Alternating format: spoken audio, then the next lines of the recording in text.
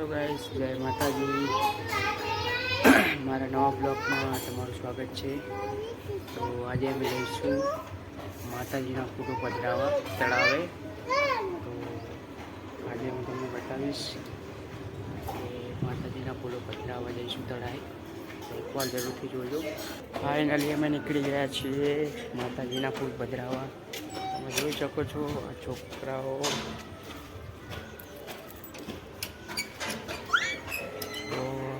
ચાલો અમે જઈએ માતાજીના ફૂલ પધરાવવા.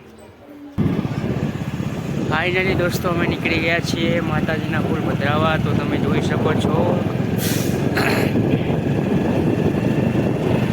આ છે અમારો મિત ઠાકોર. તમે જોઈ શકો છો કે માતાજીના ફૂલ પધરાવવા નીકળી ગયા છીએ.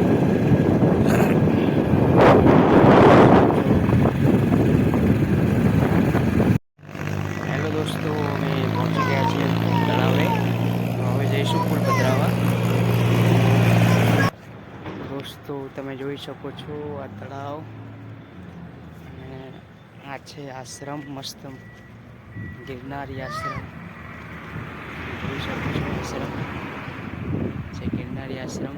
બહુ મસ્ત જગ્યા છે જોવાલાયક. આ છે આશ્રમ. તો એકવાર આશ્રમ જોવા બી જઈશું આપણે. જોઈ શકો છો આ માતાજીના ફૂલ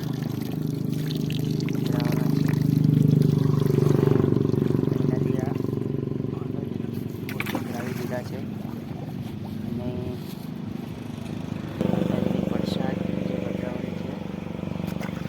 અને હવે અમે જઈશું આશ્રમમાં જોવા માટે. આશ્રમમાં તો ફાઇનલી અમે માતાજીના ફૂલ પધરાવી દીધા છે અને આ એની પાછળ છે આશ્રમ અને આ છે મારા છોકરાઓ. તો આ છે મિતુ. હાય. તો જય માતાજી, જય વિહત માતા. આજ હતો અમારો બ્લોગ. તો જરૂરથી જોજો અને જરૂરથી નિહાળજો. માતાજીના ફૂલ તો પધરાવી દીધા. હવે છોકરાઓને માછલી જવાનું વિચાર્યું છે. તો આગળ જોઈશું માછલી જોવા. ફાઇનલી પહોંચી ગયા છીએ અમે. જો છો કાકા માછલી વાઢી રહ્યા છે. તમે જોઈ શકો છો બહુ બધા ફૂલ પધરાયેલા છે. તમે જોઈ શકો છો કાકા પાછળ માછલી વાઢી રહ્યા છે.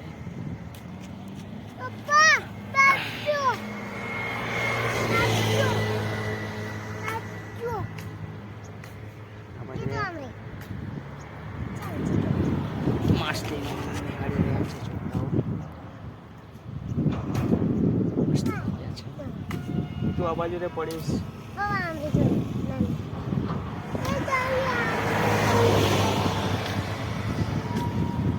ફરી નવા બ્લોગમાં મળીશું દોસ્તો.